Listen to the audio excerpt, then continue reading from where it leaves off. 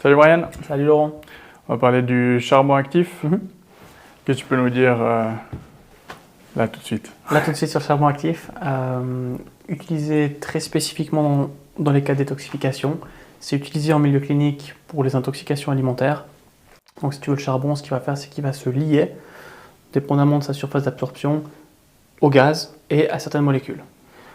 L'idée, c'est de permettre à ton système justement de les évacuer avant même qu'elles ne puissent rentrer dans ta circulation sanguine.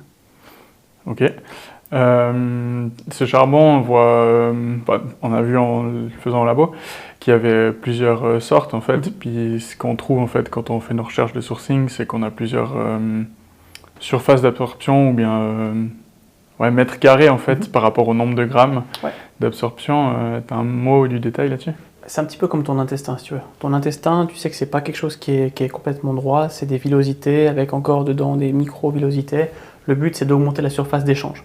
Avec le charbon, c'est la même chose. Ça veut dire le degré de travail de ton charbon va donner plus ou moins de porosité, ce qui va donner une surface d'échange beaucoup plus importante. Et qui dit surface d'échange beaucoup plus importante, dit capacité de liaison beaucoup plus importante aussi. Ouais, ok.